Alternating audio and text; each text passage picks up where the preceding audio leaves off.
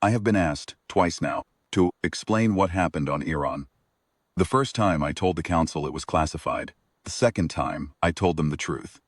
Or as much of it as I could put into words that didn't sound like the testimony of a woman who had lost her mind in a canyon. They wrote it down anyway. They always do. My name is Hope. I was 19 years old when I set foot on Eron for the first time. And I was 19 years old when I left. The whole thing took 11 days. It felt like a lifetime, and it felt like nothing at all, which is the way the worst events always feel in retrospect. Compressed and enormous at the same time, like a scar that covers more surface area than the wound that made it. Zui Marli chose me. I want to be clear about that, because there has been some debate in the years since. Some quiet suggestion that I was selected by the council rather than by my master, that the assignment was political in some way I was too young to understand. It wasn't. Zuimar was not a political man. He was 61 years old, compact and deliberate, with eyes that had looked at more grief than most men accumulate in a century, and a voice that had never once risen above a conversational level in all the years I had studied under him. He chose me because he said I was the right shape for the work. I didn't know what that meant at the time. By the end, I did.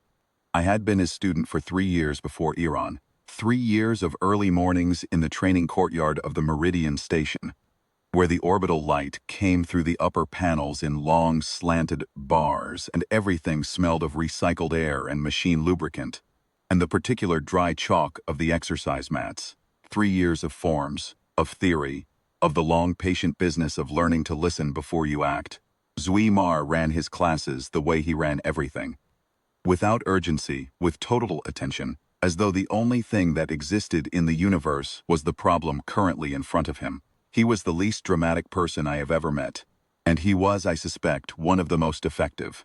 He had taken me on, as best I could determine, because I was the only applicant that year who had not been surprised by the physical tests. The others had braced themselves, prepared, psyched themselves up for something difficult. I had simply done the tests, one after another, treating each obstacle as a practical problem to be solved rather than a threshold to be crossed. Zui Mar had watched the whole thing without comment, and at the end had walked over and told me my enrollment was approved.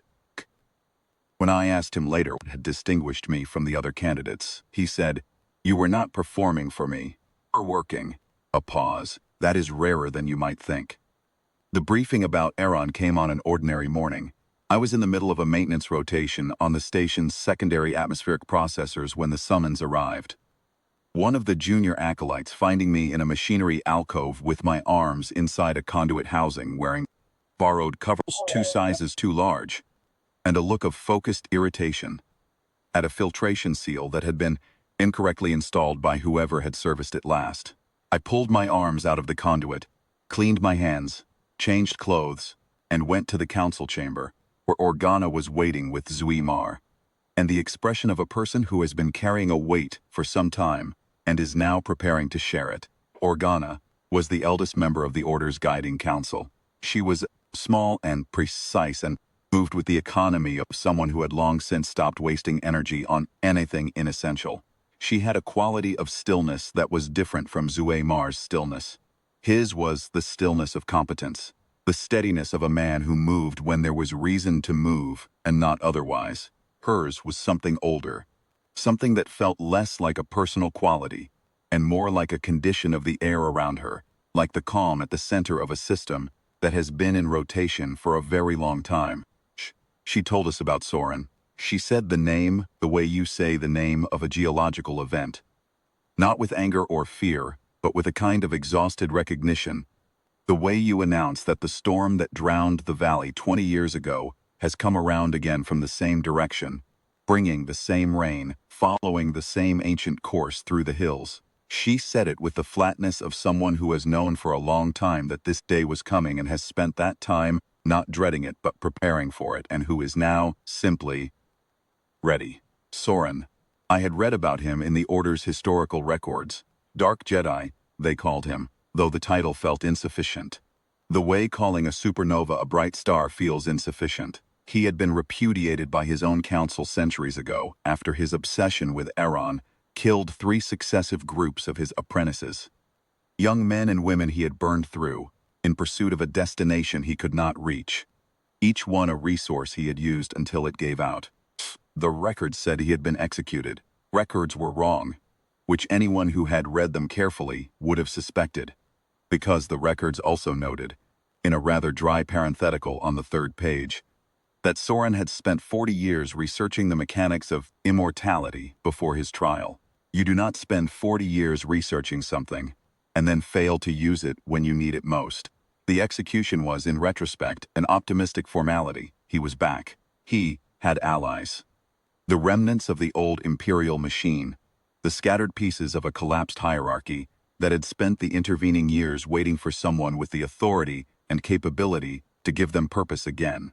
Soren had provided both. He had assembled them the way a careful man assembles broken machinery, piece by piece, testing each component before adding the next, until what he had was not the old empire restored, but something functional in the specific ways he needed it to be functional. 4 warships in high orbit, ground forces, an advanced intelligence network that had located Eron 3 months ago, and had been quiet about it ever since, gathering information while Saran prepared.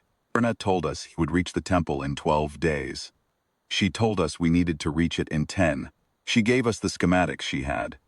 Partial, she admitted, derived from accounts of people who had entered the outer complex and returned, which was not the same as accounts from people who had reached the center. The deeper chambers were unrecorded. We would be navigating from the outside in. She told us one other thing which she said quietly and did not repeat.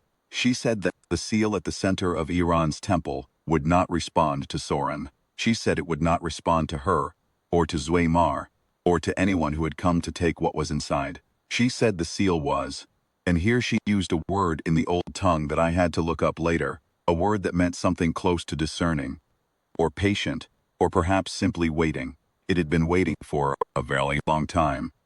It would know the right person when they arrived. She looked at me when she said it. Then she looked away, which is what adults do when they've said some things they're not entirely sure they should have said. When the weight of the implication is large enough that they want to preserve the option of having said something less. We left that same night. The journey to Eron took 7 days in a light transport with a hyperdrive that Zweimar described as characterful, by which he meant that it required manual recalibration every 18 hours, or it would drop us out of light speed in empty space. He handled the recalibrations himself, working in the engine compartment, with the methodical calm he applied to everything, emerging each time with the same expression of mild satisfaction a craftsman gets from a well-completed task.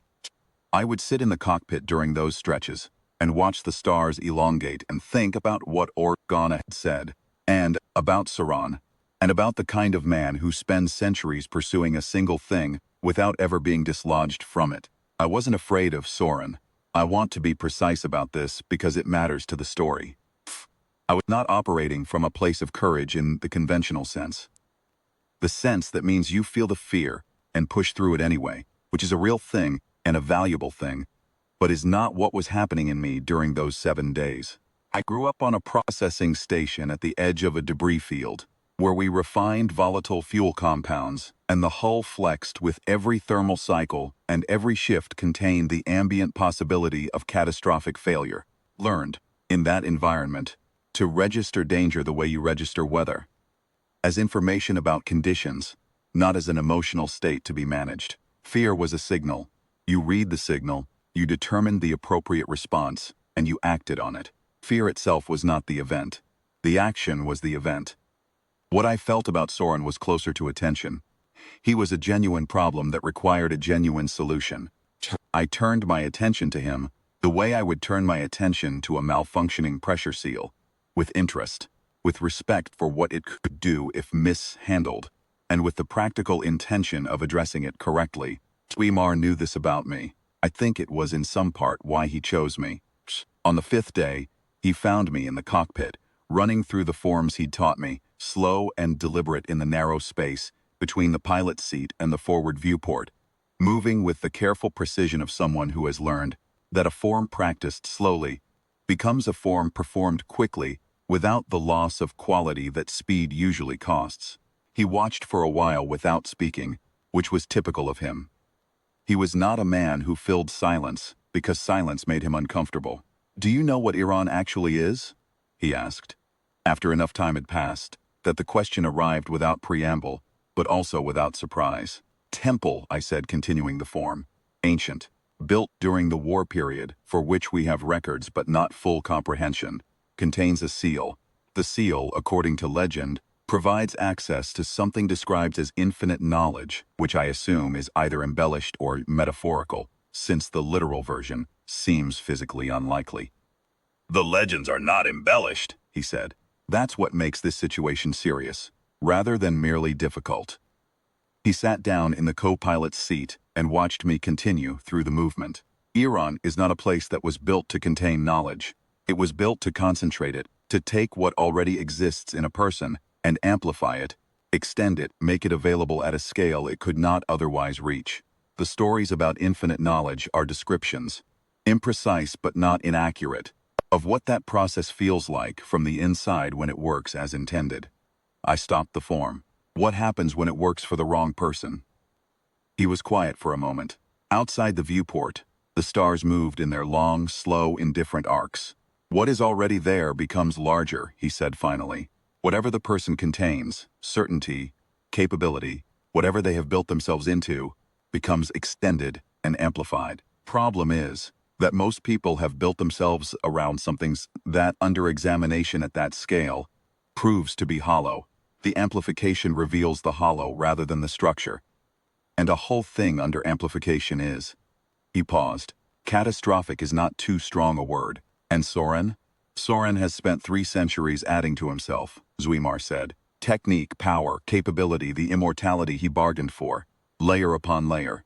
But at some point, I believe it was quite a long time ago, the center of what he was stopped being a person and started being a project.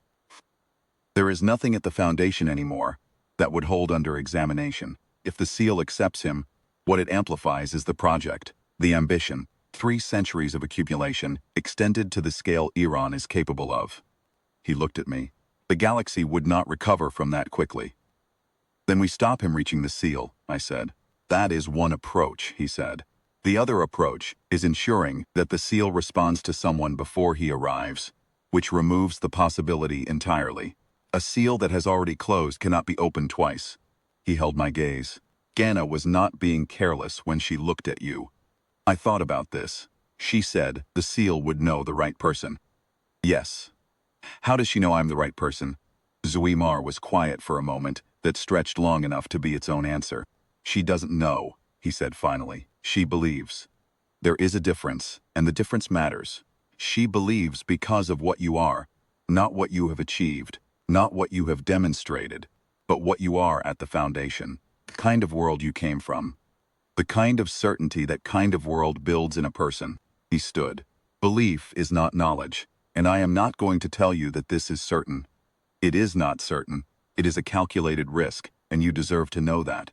"I appreciate that," I said. "I meant it." "Tch, you always do," he said, which might have been a compliment and might have been an observation, and with Zuimar there was rarely a meaningful difference between the two.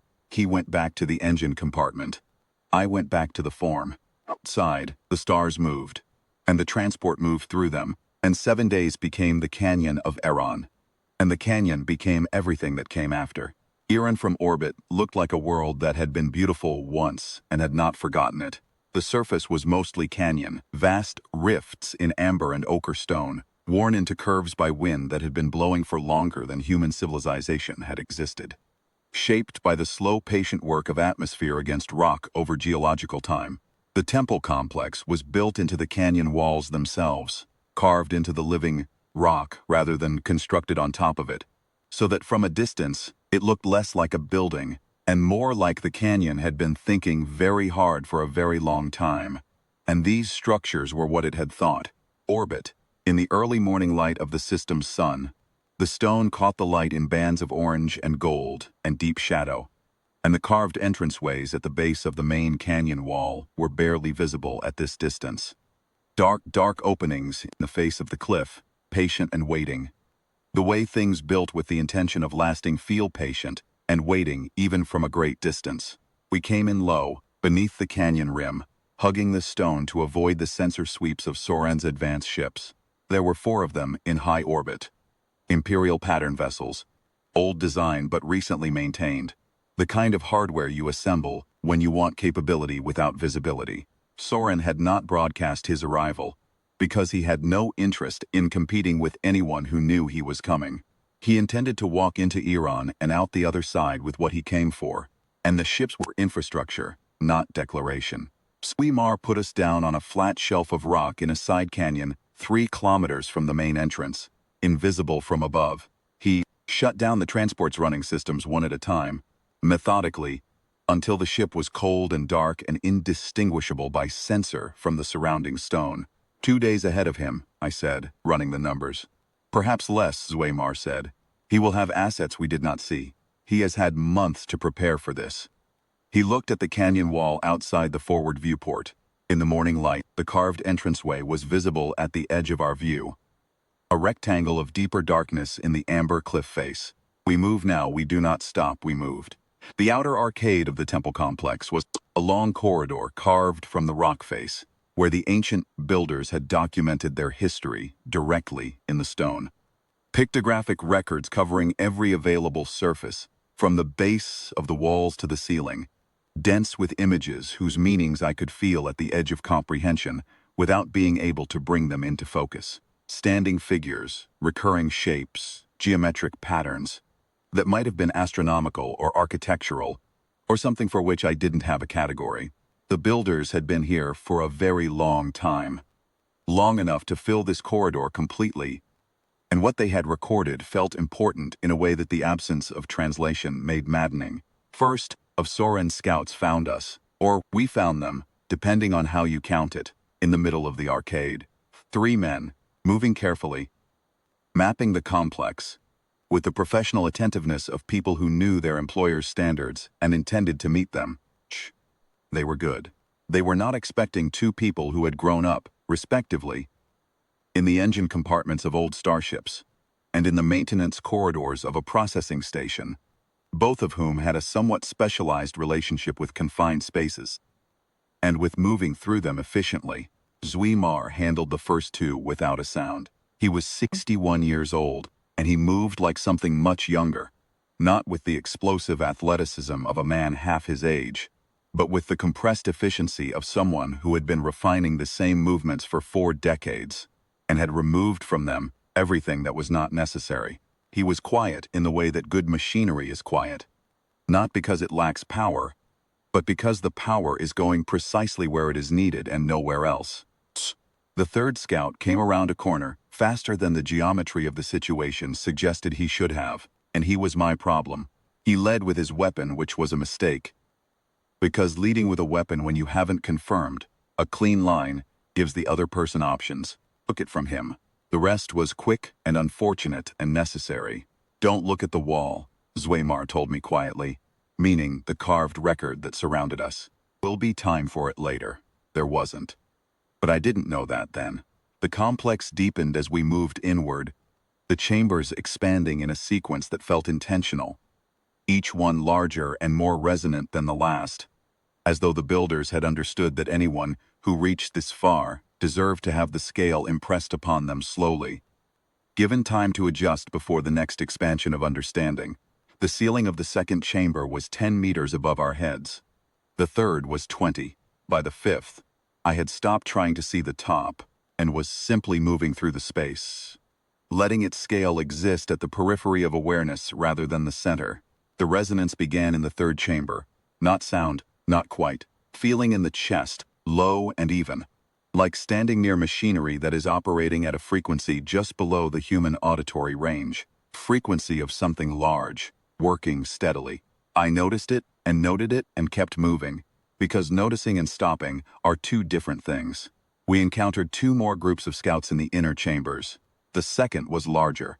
5 soldiers and 1 of Soren's apprentices, a young man in dark tactical armor who moved with the sharp economy of someone who had trained hard and knew it. He was genuinely dangerous, in the way that skilled people are always genuinely dangerous, which means seriously and without melodrama. He and I occupied a space between two of the great columns of the fourth chamber, and the fight was efficient and close, and at one point involved a decision about ceiling height that I am not going to detail in a council report, but that I got right, which is the only relevant fact. The 5 soldiers were less complicated. They were professional and coordinated, but they were operating in a space they had just entered, and I had been navigating for 40 minutes. And local knowledge is its own force multiplier. Afterward, Zuimar sat down against the base of one of the columns and pressed his hand to his side. I had not seen him take the injury. He had not made a sound during the engagement, and I had been watching him without watching him the way you watch your partner in a confined space, with the peripheral awareness that is the functional equivalent of active surveillance. When you don't have the bandwidth to do both. How bad? I asked. Manageable, he said, which was his word for things that were not good, but that he had decided were not going to be allowed to be worse than he was prepared to handle. I looked at his hand, I looked at his face, I did the math. We need to keep moving, I said. Yes, he said. We do. He stood with the controlled deliberateness of someone executing a movement they have rehearsed in their head before asking their body to perform it. The seal chamber is ahead. 200 meters, perhaps 3, through 2 more passage transitions. There will be more of them. I'll go first, I said. He looked at me with the expression he reserved for moments when I said something that was simultaneously obvious and surprising to him, as though he expected me to know what I knew, but was somehow still, each time, slightly caught off guard by the fact that I did. Yes, he said. I went first. Tides between the 5th and 6th chambers was the tightest point in the complex, a natural choke in the rock, 40 meters long and barely 2 wide, where the geology of the canyon had expressed itself as a pinch that the builders had simply incorporated rather than excavated away. Any group coming from either direction was forced into single file. Soren's people had put 4 soldiers in it, 2 at each end, facing outward. It was sensible positioning. It was the kind of positioning that works effectively against most threats, and does not account for the specific case of someone who grew up in maintenance corridors. Precisely this width, in an environment where moving through tight spaces, quickly and quietly was not a tactical skill, but simply how you got to work. I was through before the first pair at the near end had finished processing the fact of my existence. Far pair had more time and used it better. One of them managed to turn in close distance, and we had a brief, intense disagreement about the geometry of the situation, which I resolved by using the wall, and briefly the ceiling, in ways that the corridor's designers had probably not anticipated. I came out the other side with a bruised shoulder where the wall had expressed an opinion about my trajectory, and a cut above my left eye from a contact I hadn't entirely slipped, and a feeling of mild irritation at myself for the imprecision. I went back for Zuimar. He moved through the choke slowly. The 40 meters took longer than I wanted them to. I matched his pace without comment, watching the passage behind us, listening for the acoustic signature of more soldiers. Boots on stone, the particular hollow resonance that a group of people makes when they're moving, with professional quiet, through an enclosed space, which is different from actual quiet in ways that are learnable and that I had learned. Seal chamber, Zuimar said, when we were through, and in the 6th chamber, which was vast and columned and resonant with something that was now clearly more than incidental vibration. When we reach it, I know, I said. You know the theory, he said, with the patience that was never condescension, because the distinction he was drawing was real. Theory will be insufficient preparation for the experience. These things always are. He walked steadily, breathing with the careful deliberateness of someone managing their air. The seal will examine you, not in words, in pressure. It will find the things you are most certain of, and it will test them, not to break them, but to know them. Understand what you are built from. What do I do?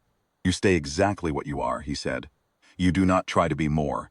You do not try to be something it expects or something you think it wants. You simply remain coherent, complete, exactly yourself. He paused. Soren cannot do this. He has been so many things over so many centuries, has added and subtracted so many qualities and capabilities in service of reaching this place, that I am not certain there is a coherent self remaining underneath all of it. person who has become everything they thought they needed to be has often ceased, without noticing, to be anything in particular. And that's why the seal won't accept him. That is my understanding, Zuimar said, but I have not stood in the seal chamber. Everything I know is theory and inference. You will know the truth of it in a way I will not. Is that a privilege? I asked. It is a responsibility, he said, which is usually what privileges actually are, when you examine them closely enough. We heard them before we saw them, the acoustic signature of a large force, moving with professional quiet, coming from two directions. Ahead of us, down the passage that led to the seventh chamber and the seal beyond, and behind us, through the choke we had just cleared. Soren had arrived earlier than we had calculated, which meant either better ships than the ones we had seen in orbit, a shorter route than the one we had taken, or both. He had multiple elements converging, which meant he had mapped the complex beforehand and was moving with a clarity of intent that spoke to months of preparation. We were in the sixth chamber. We had perhaps 4 minutes, less if the element approaching from ahead was moving faster than the acoustic suggested. Zuimar and I looked at each other in the columned space, with the resonance moving through the stone, under our feet, and the sound of Saran's forces closing from two directions, and the particular quality of silence that exists between two people who have trained together long enough to understand each other's calculations, without having to articulate them. The seal chamber entrance, he said, side passage, 14 meters east of our current position.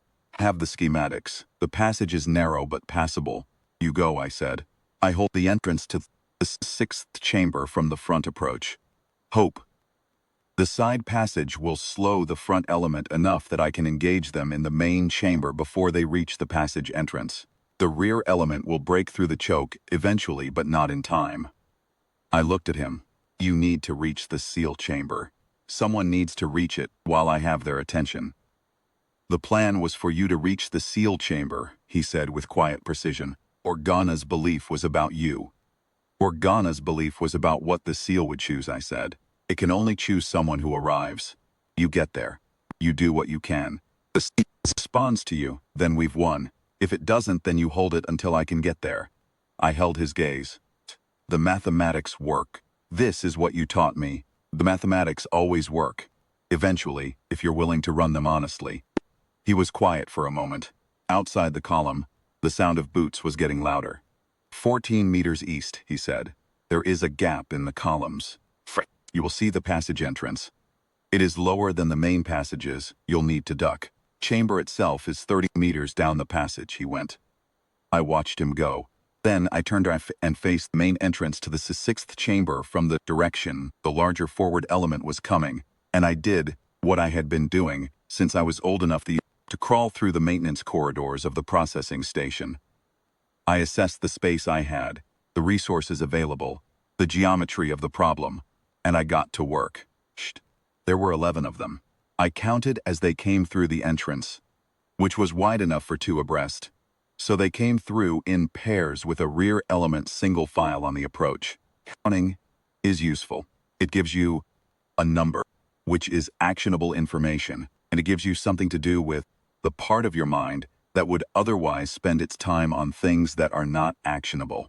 The first 4 I managed in the colonnade near the entrance, using the spacing of the columns as a geometry that favored one person who knew where they were over multiple people who were still orienting.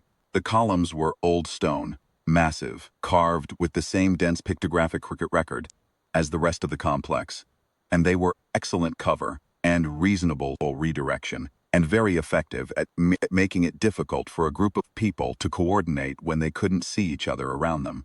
The next 3 were harder. They had watched the first 4 and adjusted their approach, spreading out to reduce the effectiveness of the column spacing, which was tactically correct. I had to work more openly, with less environmental advantage, and the bruised shoulder made one of the movements more expensive than it should have been. I managed. The cost was time. The 3 after that were harder still, because they had watched 7 of their colleagues encounter difficulties and had drawn conclusions. 3, they were good. They were trying to be patient, trying to create angles, trying to use the numbers that still remained to them. I respected the approach, and dealt with it anyway. Which is all you can know when the approach is sound, but the situation requires a different outcome. The 11th one I had to chase into the outer passage, which was the one thing I had not wanted to do. Leaving the 6th chamber meant time outside it, time during which the rear element would break through the choke and enter the space I had just vacated. Chase was short and conclusive, and I came back into the 6th chamber at a run to find that the rear element had not yet arrived but was close. I could hear them in the choke, hear the friction of people pushing through a tight space quickly. Seconds, maybe less, and under all of it, resonating through the stone floor and up through the soles of my feet and into the bones of my legs and up through the column of my spine, I felt the chamber change. A sound, not a physical sensation precisely, something between the two. A shift in the quality of the resonance, as though the held note that had been present since the 3rd chamber had been held in suspension, waiting for a resolution, and had now found one. A settling, a completion. The resonance was quieter now, differently quiet. Not absent, but resolved. The way a room sounds different after someone has stopped speaking, and the words have found their place in the air. Zuimar did not come back through the gap in the columns. I knew with the certainty that bypasses reasoning entirely and simply arrives in you fully formed, that he was not going to. The mathematics were not ambiguous. He had gone into that passage with a wound that was manageable only because he had decided it would be, and decisions about what your body does have limits that eventually assert themselves, regardless of the decision-maker's intentions. Shh. I had approximately 40 seconds before the rear element reached me. I used 35 of them standing very still in the center of the 6th chamber, looking at the gap in the columns where the side passage began, and thinking about Zuimar with the focused, compact grief that is available to you when the situation does not allow the fuller version. There would be time for the fuller version later.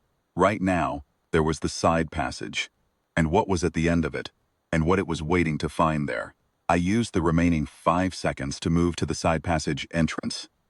And, on the way, I passed the 300 kilograms section of column that had fallen from the ceiling at some point in the last few centuries and come to rest leaning against the near wall at an angle that suggested it had been there long enough to be permanent.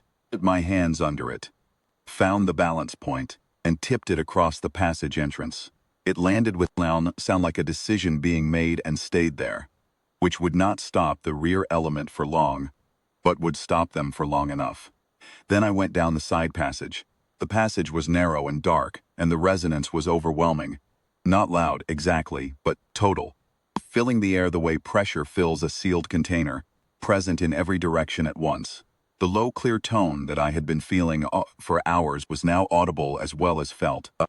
A sound that lived at the lower edge of the range, where hearing and physical sensation are not quite distinct from each other. The passage ran 30 meters, and the last 10 of those 30, the stone around me was warm. Not warm from solar heat or thermal activity. Warm the way something living is warm. The way a held hand is warm. The seal chamber was circular. It was carved from what looked like a single continuous piece of rock. Walls, floor, domed ceiling all flowing together without seam or joint, as though the rock had not been carved, but had simply decided to become this shape, and had done so over an enormous span of time. The domed ceiling was covered in the densest concentration of pictographic script in the entire complex, text that curved from the crown of the dome all the way down to where the walls met the floor, in a continuous, unbroken record. Whatever was written there was the history of this place, or the instruction for it, or both. The builders did not seem to have made a strong distinction between the two. In the center of the floor there was a circular depression, perhaps 3 meters across, worn smooth and slightly darker than the surrounding stone. Dark with the accumulated contact of everything that had stood in it over the centuries. Feet exactly, not only feet. Something had been here, many times, over a very long time. And it had left its presence in the stone, the way water leaves the shape of its passage. In the depression, there was nothing visible, but the resonance came from it with the clarity of a bell that had been struck recently and had not yet finished speaking. Zuimar was on the far side of the chamber, sitting with his back against the curved wall. He was alive. His eyes found me when I came through the passage entrance, and he lifted his chin slightly. His gesture, the one he used when he wanted to communicate that things were, by his standards, acceptable. His right hand was pressed to his side. The stone beneath him was dark with the same patient darkness that stained the depression. "It worked," he said. His voice was even. Not without effort, but even. "I told it what you are, where you came from. The world that makes the kind of person who runs the mathematics on a siege corridor and decides the geometry makes sense." He paused. He breathed. It listened, interested. It's the only word I have for it. It was interested in you in a way it was not interested in me. "You shouldn't have." "I did what needed doing," he said. "I will be here." That is not the same as fine. And we have always been honest with each other, which I would prefer we continue to be. His eyes were clear. Stand in the depression. I crossed the chamber and stood in the depression. The resonance went through me like a wave moving through deep water, not from one side to the other, but through every layer simultaneously, finding the space between things and moving there, reaching the parts of me that are not exactly physical and not exactly something else. It went through me the way understanding goes through you sometimes, not building from the outside in, but simply arriving, complete. It went through me in sequence, not random, sequential, deliberate. It found each thing I was certain of, and it held that certainty, and it exerted pressure on it, not to destroy it, but to know it. The way you press on a structure to know whether it will hold. It found the certainty that fear was information. It held it and pressed. The certainty held. It found the certainty that the work in front of you is the work that matters, and everything else is preparation or recovery. It held and pressed. The certainty held. It found the certainty about the people you trust, and what that trust costs, and what it returns. And it pressed on that one the longest. Because that one had the most recent weight on it, and the certainty held. Bent by grief but not broken. Because grief and certainty are not the same thing and can coexist. It found the foundation of what I was. The processing station, the flexing hull, the maintenance corridors, the shifts that ended in catastrophe sometimes, and the next shift that began regardless. The specific education of growing up in a place where reality was not negotiable, and your relationship to it needed to be pragmatic, or you did not have a relationship to it at all. Tired. It found a person who had not been broken by the attempt to break her. Not because she was exceptional in any heroic sense, because she was consistent, because the certainties were real and load-bearing, and had been tested by an environment that did not accept structural weaknesses, because she was, at the foundation, simply and completely herself, not a project, not an accumulation, not a 3-century edifice of capability built on top of whatever had once been there. Just a 19-year-old woman who knew where she came from and what she was here to do, and did not, in any layer of herself, doubt either of those things. The seal recognized that. It said so in a language that was not words, but that was perfectly clear. It settled. Psst. It closed. Whatever it contained. The knowledge the legends described, the amplification of what was found there. It oriented toward me, and then it was still. Complete. The way a mechanism is complete when all its components are in their correct positions, and the function it was built for is being performed. Then Lord Soren walked through the passage entrance, and everything became very simple. He had taken the column apart, not moved it, disassembled it, with the casual authority of a man for whom physical barriers are minor administrative tasks. The stone had separated along its grain, in sections that were now arranged against the passage walls, and through the cleared entrance he came, alone, which was either confidence or something beyond confidence, the settled authority of a man who has not encountered a threat that required him to reconsider his capabilities in a very long time. See, his apprentices and soldiers filed in behind him, spreading around the curved walls of the chamber without being told to, taking positions with the trained efficiency of people who know their role in a sequence that has been rehearsed. Soren himself walked to the center of the room and stopped 10 meters from the depression and looked at me with the patient attention of a man who has been waiting for this moment for a very long time and is not going to let the unexpectedness of what he is seeing disrupt his intention. He was not what the records had prepared me for. The word obsession suggests something consuming, volcanic, a man visibly burning with the intensity of his purpose. Soran was none of those things. He was lean and quiet and entirely composed with the specific stillness of a man who has been in pursuit of something for so long that the pursuit has become simply the condition of his existence, no more dramatic than breathing. His armor was old design, maintained with evident care. His eyes, when they found mine, were clear and steady and looked at me without hostility, which was in some ways more difficult to deal with than hostility would have been. He looked at me. He looked at the chamber around us. He looked at Zui Mar against the far wall, who was watching with the expression of a man who has arranged his circumstances to be able to see the thing he most needed to see, and has seen it. "Step out of that," Soren said, quietly. "Shh. Not a demand so much as an instruction, the way you instruct someone who is in the wrong place to move to the right one." "No," I said. "The seal will not have responded to you," he said. "You are a junior Padawan. You have been a student for 3 years. You have no significant history, no record of achievement that would explain this. Whatever you experienced was proximity, a residue of the chamber's state, not a genuine response." He looked at me with something that was close to patience and might have been genuine. "Step out, and I will ensure that you and your master are escorted from Eron without further harm." I looked at him. He believed this. That was the thing that struck me. Not the certainty of a man pretending, but the certainty of a man for whom the alternative could not be real, because his model of the universe did not have room for it. He had built the model carefully, over centuries, around the premise that this moment was his, and had always been his, that every death and every failure and every century of waiting was prologue to this arrival. The model was everything. The model had to be right. "The seal responded," I said. "It closed. You can feel that it closed. The resonance is different.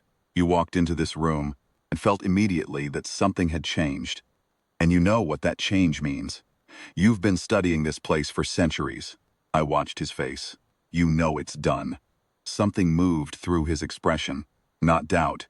Doubt requires a structure open enough to admit uncertainty, and Saran had long since finished the construction of himself in a way that left no such openings. It was something more specific. The first hairline fracture in the facade of a certainty that has been load-bearing for eons so long that the load has become invisible. "You are 19 years old," he said. "You have 3 years of study. There is no record in any text, in any tradition, in any reading of the prophetic literature that suggests." "I know," I said. "That's the point." He came at me then. The soldier stayed. He waved them back with a single gesture, the gesture of a man who has never doubted that his capabilities were sufficient for whatever the situation required, and who was not about to begin doubting that now. He came alone, which was either pride or something more fundamental.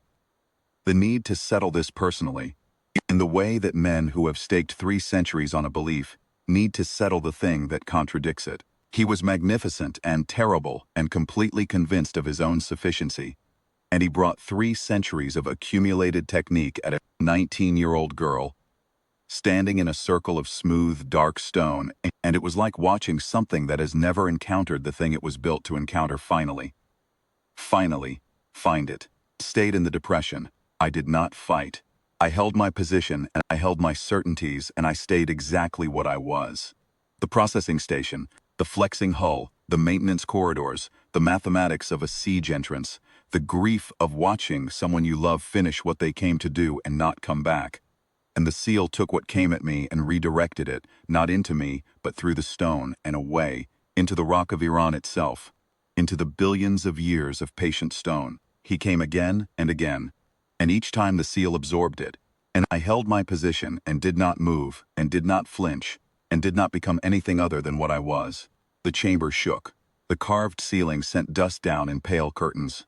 2 of his soldiers at the walls had the poor judgment to be standing in positions that became untenable as the forces redirected through the stone, and they dealt with the consequences of that poor judgment quickly and permanently. 20 minutes. I confirmed this later with records from his ships. 20 minutes of the most capable dark side practitioner alive. Aimed at one point, redirected 20 minutes of accumulated centuries at the certainties of a 19-year-old woman from a processing station. And the certainties held.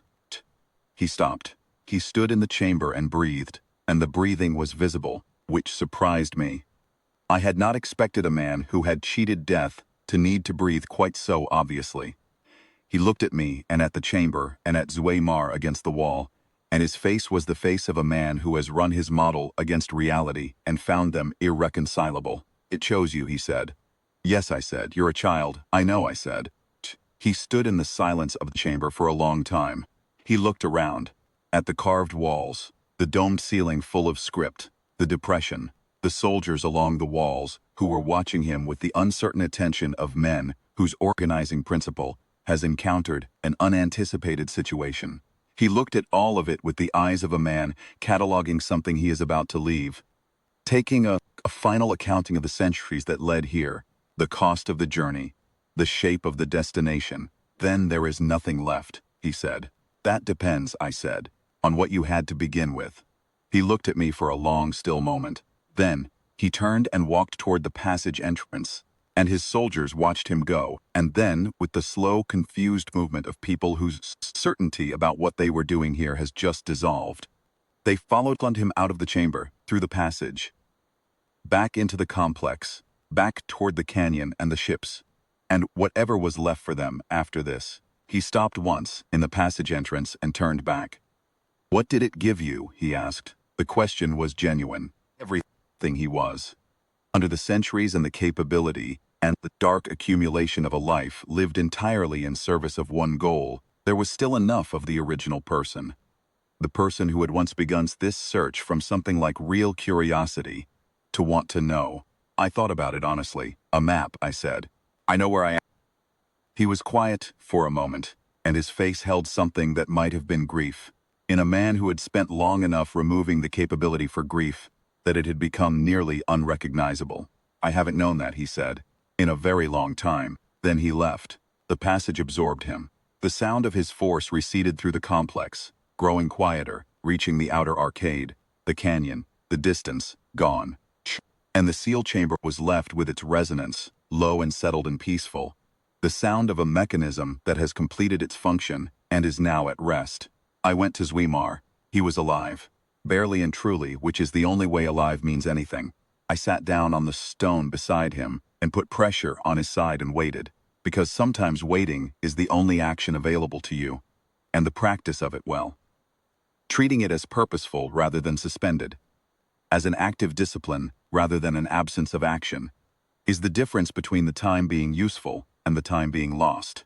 He says after a while. Done, I said. Soren. He was quiet. The resonance moved through the chamber, steady and low.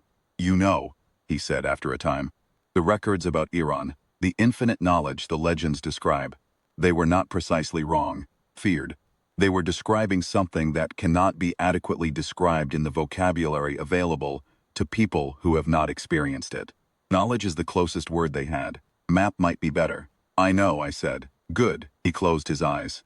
His breathing was the steady, deliberate breathing of a man who has decided that each breath is a reasonable decision and is making it accordingly. Then you understand why the report to the council is going to be complicated. I'll manage, I said. You will, he said. You generally do. He lived. I did not know this with certainty for 14 hours, until the medical team arrived following the beacon from our transport. Those 14 hours I spent in the seal chamber, which was the safest place available and also the right place to be. Soren's ships left orbit within 2 hours of his departure from the chamber. I confirmed this later. Whatever held those men in his service, it was not independent conviction.